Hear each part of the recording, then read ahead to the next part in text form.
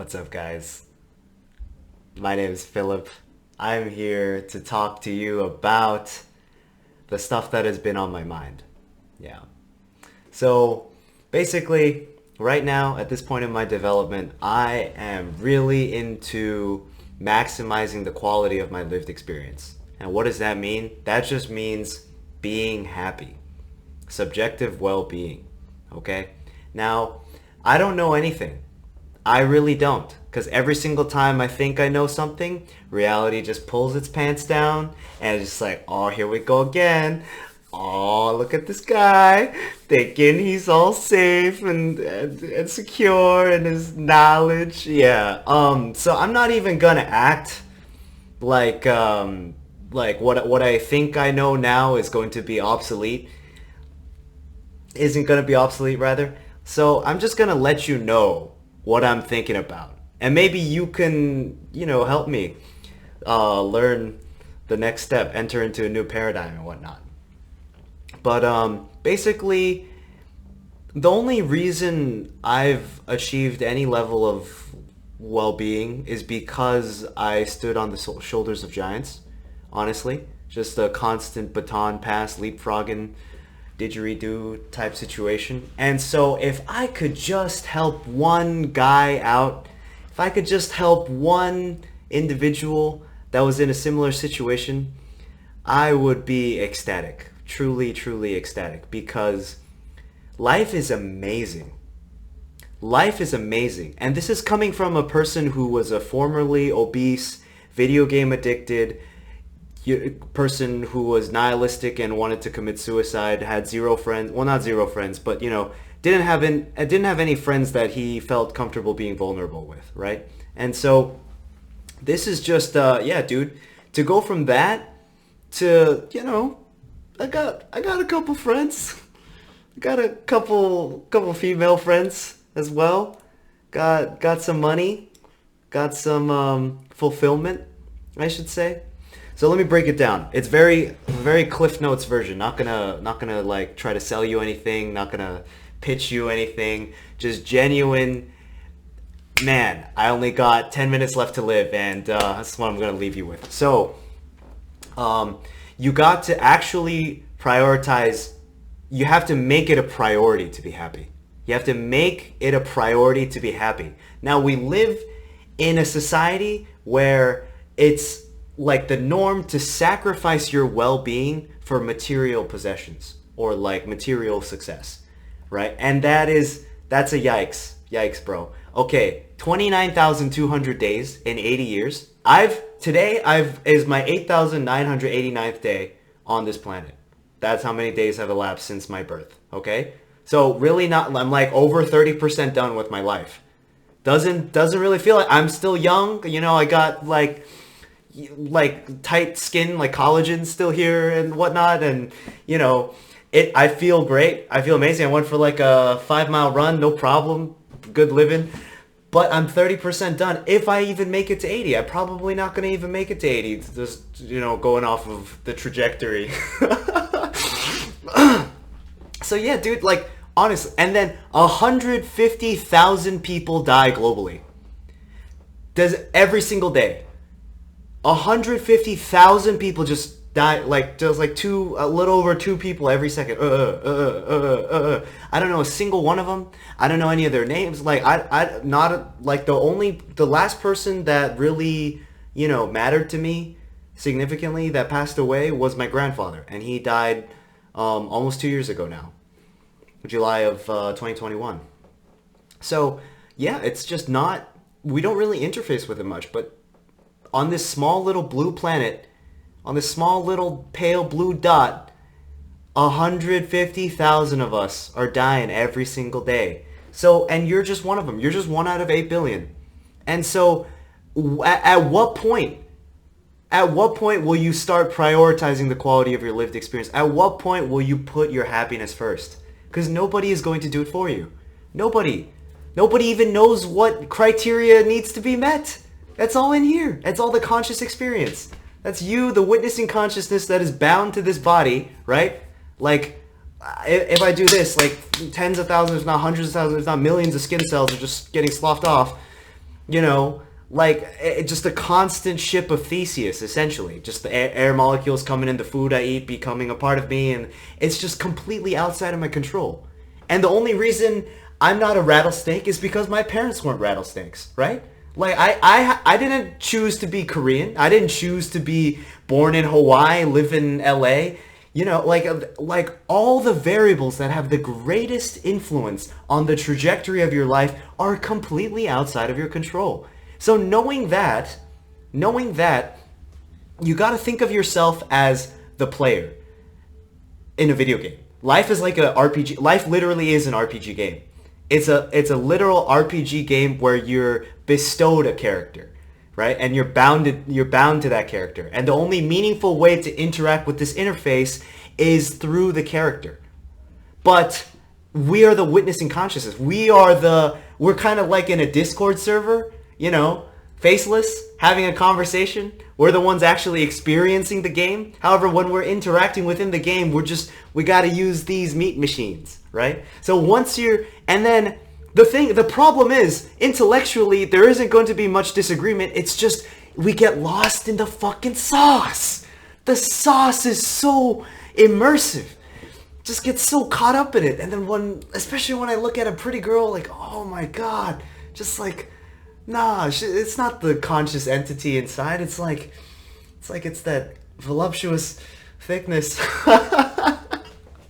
Anyway, so okay, that baseline being set, there are four pillars. Okay, and this is just my opinion.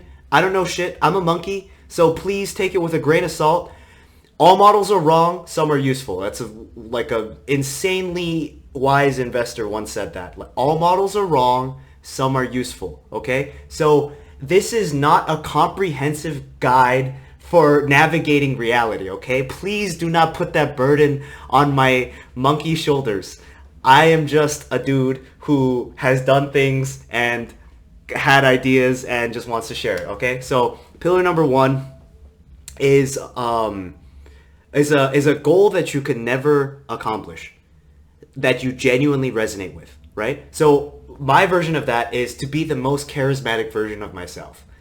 And so I can never accomplish that because there will always be something I can work on, right? And it's just so multifaceted, but it absolutely is the thing that resonates with me the most.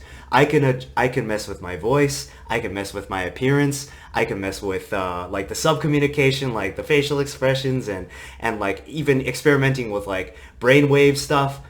It's insane how many variables go into determining charisma. And so it's so interesting to me because it affects everything. It affects it's psychology, philosophy, mathematics.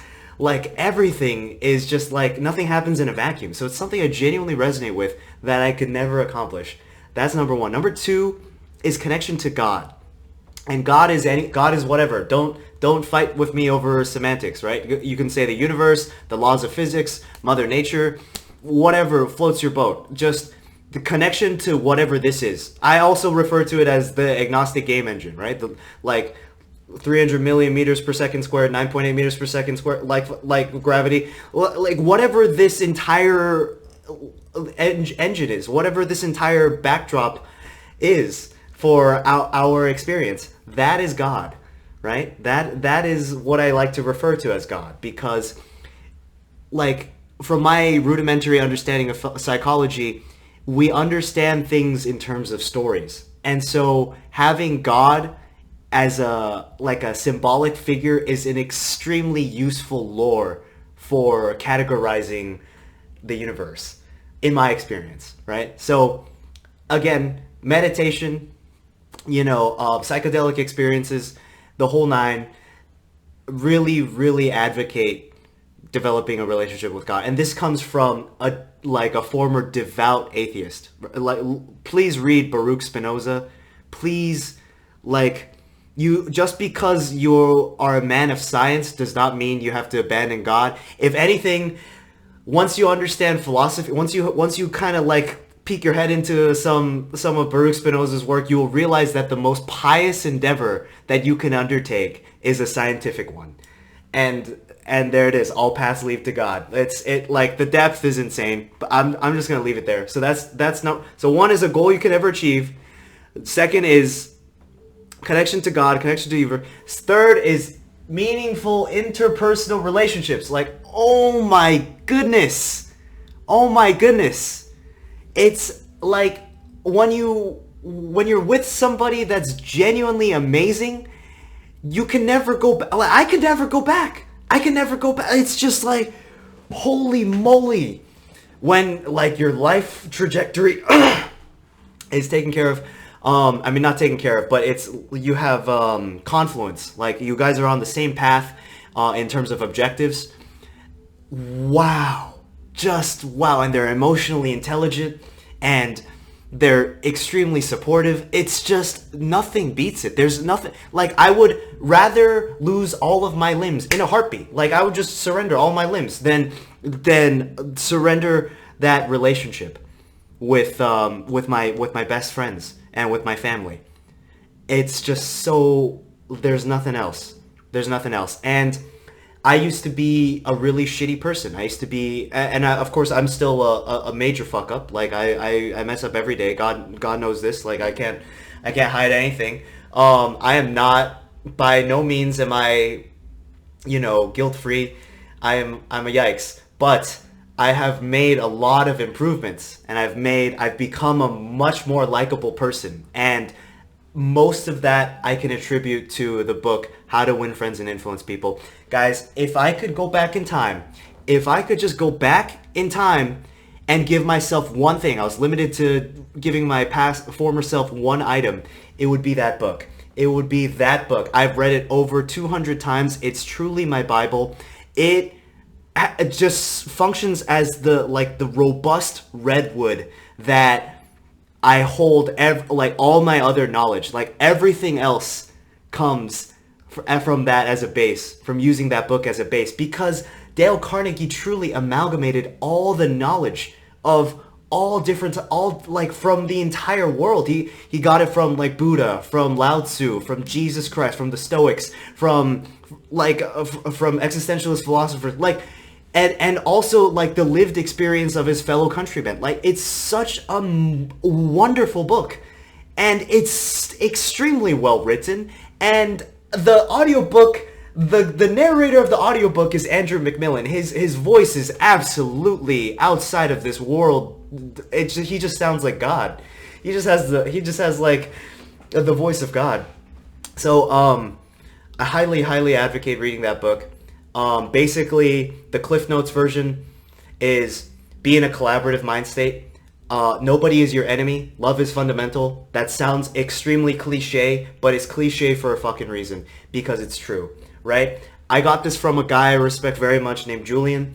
There are 4 levels of communication. There's what you say, there's how you say it, there's why you're saying it, and how you genuinely feel about yourself while you say it, right? And most people rank the importance of those 4 variables in that order, right? So they put the most amount of importance on what they say, and then how they say it, and then why they're saying it, and then how they feel, how like their self-confidence. However, you gotta flip it. The most important thing is how you feel about yourself. How much do you love yourself? How grounded are you in your reality? And then after that is your intention. Are you trying to get something out of this individual by having this interaction? Or are you genuinely trying to provide value? Are you genuinely trying to be of service? Are you a conduit of the divine? Or are you a conduit of fucking Satan? That is the 3rd level. The 2nd level is the delivery. It's absolutely the energy that you inject into what you are saying, right? If I say like, yeah, it's about the energy that you inject into the words, but it's about the energy that you inject into the words. It is a completely different experience.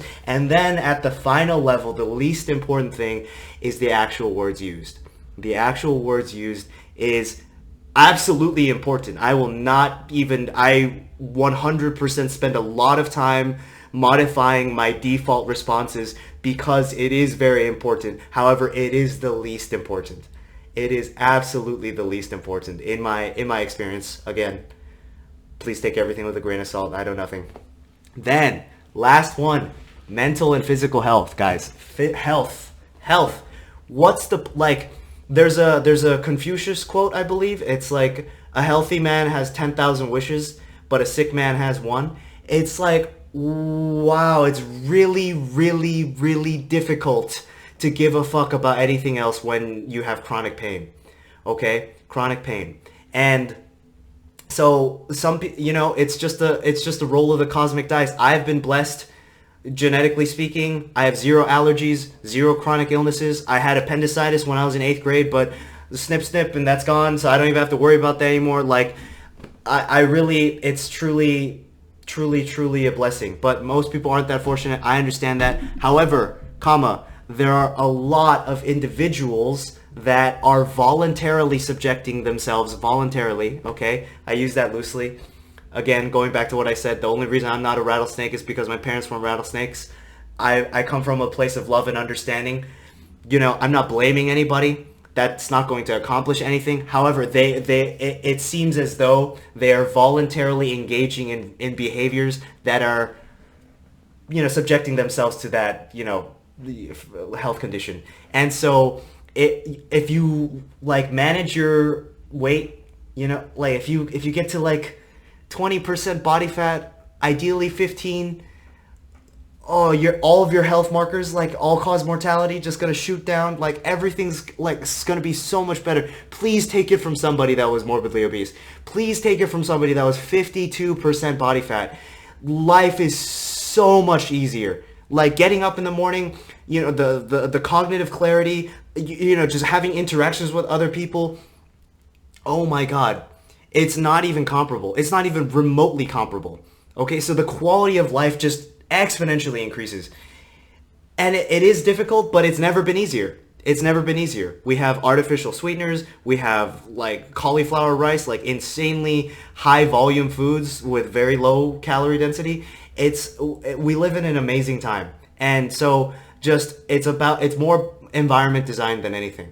It's more environment design than anything. And then mental health, and this is where philosophy and psychology comes in. Like, you have to be able to be a jujitsu practitioner, mentally speaking, right? Like, you have to understand that you are not your thoughts. You are the observer. You are the conscious entity that is bound to this body. Your brain is generating these thoughts because it thinks that it's helping you. But there are so many biases that we're not even aware of that constantly cause us so much suffering that are completely just not based in reality, right? They have zero basis in reality.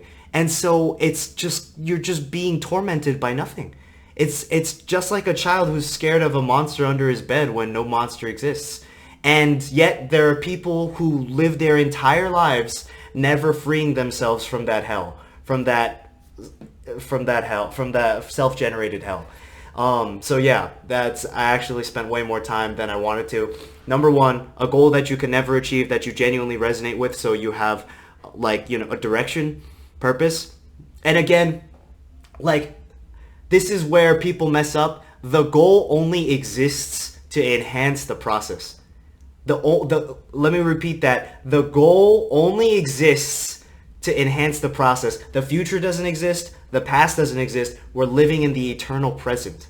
We're living in the eternal present. And so if your goals are genuinely giving it's allowing you to look at the world through a rose-colored lens, you feel a connection to the divine, and you feel fulfillment as like there are so many variables, so many facets of your life just seem to be going your way as a result of your being calibrated to this objective. That's when you know that it's truly something you resonate with at a soul level. Then connection to God, like go outside, go for a walk in the park, don't listen to anything, just think about how insane existence is. Think about how you can look at a 3-year-old eating some ice cream in a park with his mom, and then pull up a video of Hitler, just shouting at a crowd of Nazis, and then you can go to like really morbid video sites and then watch a guy just get decapitated by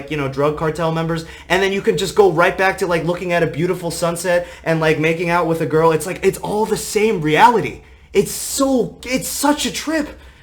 It's all in this game engine. It's all happening at the same time, and it's just going, insane. And then, yeah, number three, interpersonal relationships. Like, Charlie Munger said it amazingly. Charlie Munger said it absolutely amazingly.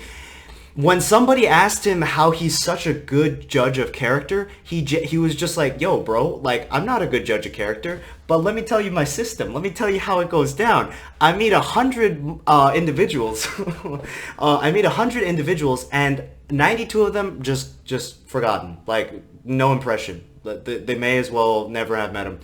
4 of them, he's just like, wow, I don't even understand how they exist. Like deplorable, right? Just disdain towards them. The remaining 4 are just like, oh my goodness, they're truly elite individuals. And those are the people he only decides to invest in. And he goes on to say, like, out of the 92 that I don't remember, I'm almost 100% sure that some of them are spectacular. But, dude, you just gotta cut your lot. Like I said, 29,200 days. In 80 years, I have lived 8,089 days.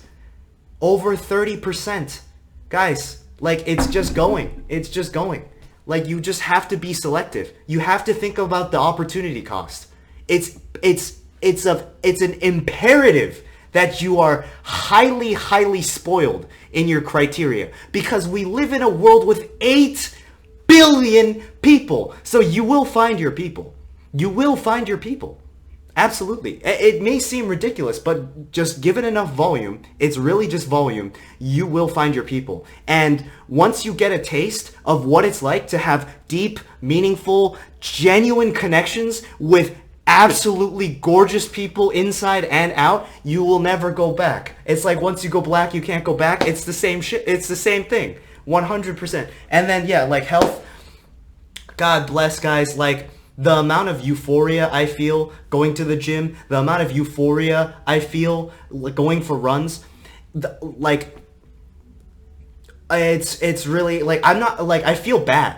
I feel bad for feeling this good. Does that make sense? Like, I literally wear sweaters all the time because I feel bad.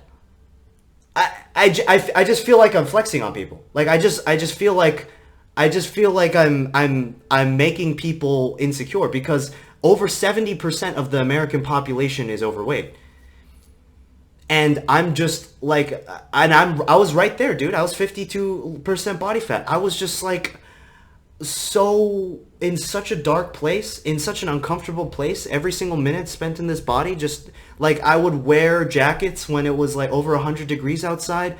Like I would constantly like pull my shirt off my body because I didn't want it to show my breast tissue. Like, man, it was rough. I would get sweat stains everywhere and chafe everywhere. Oh my God, it was not a good experience. Not a good. And so much of my mental bandwidth was hijacked by thoughts of, oh, what are people thinking about me? Or, oh, they must think I'm disgusting because I'm fat. And like, it was just a non-sustainable model. So even if I did meet somebody that like genuinely had like goodwill towards me, I would just sabotage it most of the time. And yeah, just truly not a sustainable model, man. Not a sustainable model. Like, macro sustainability is the name of the game. Macro sustainability is the name of the game. I genuinely believe that God is just a symbol for macro sustainability, right? And this is where knowing yourself and calibrating towards that honestly comes in, because you can't lie to yourself. Your conscience knows the truth. And that's what I believe God to be. It, like, when man is made in God's image and God is always watching, that is what it means. Your conscience. Because your conscience won't be bothered by things that you are unaware of. The unknown unknowns. Right? Like, it's not going to make you suffer because it's not even aware of those things. However, if it is in your awareness and you do understand that is like something like a better version of yourself or a more sustainable model for life, then you will be assaulted by the thoughts. And if you don't have the presence, if you don't have the, mental jujitsu to deal with those incoming assaulting thoughts, then it's going to be a miserable existence. Like, think about all the insanely talented, rich, accomplished people who commit suicide. Yeah, I mean, it's sad, but it's true. Life is not fair. Life is not fair at all, not even remotely. And that's why it's please, please, please, please, please, please, please prioritize the quality of your lived experience. Like, material possessions are great, absolutely. Like, I love this comfy. I love my computer. Like, they're all great. However, they don't matter at all. Like, they really do not. Even items like I have a parka that was left by my late grandfather. It has immense sentimental value because you know he shaped so much of my identity. Even if I were to lose it, that's fine. That's not a big deal at all. It's about people. It's about connection. It's about that wonderful euphoric feeling you get sustainably, right? When you go for a run, when you go for a workout, when you eat something amazing that is good for you. You know, you have interactions with wonderful people, and they just have more goodwill towards you, and they want to be in your life more. Like, all these sustainable systems at the macro level. It's good in the micro and it's good in the macro, right? Like, you can represent like satanic things as really good in the micro, but bad in the macro, right? And what gets rewarded gets repeated. So it's going to be a little difficult initially to calibrate yourself to always looking for a win-win, something that's a micro win and a macro win. But once you begin to build up the snowball, oh, dude, I swear to God, you can never go back. You just can't go back. It's too good. Too good. Yeah. Anyway, thank you very much for listening to my ramble. This was fun. This was very therapeutic. This was very, very therapeutic. God bless. I love you all so much. I love you so, so much. You are my brothers and sisters. Out of the 3.2 billion nucleotides that comprise the human DNA, the human genome, I believe it's only like 2 to 3 million that like accounts for all human variation. We're literally 99% the same. We are literally, from a biosignature perspective, 99% the same. You guys are my brothers and sisters. I love you all so much. We are the conscious entities bound to these meat machines, and whenever I think about you all, I just have like this idiotic grin, you know? This uncontrollable idiotic grin. And I don't, you know, it's really cliche, but that's the key, man. That's the key. That's the key. Unconditional love. This doesn't mean I agree with everybody. This doesn't mean I approve of all their behavior. But yeah, I love you guys. I love you guys so much. I love you guys so much. Remember, it's always the win-win. The most selfish thing is also the most selfless thing if you're calibrated to God. If you ignorance is truly the root of all evil. Like, you can have your cake and eat it too. I'm not joking, guys. It's amazing. But you have to allow yourself to believe that it is. Faith. God bless America. God. All right. I'm out for reals. See you.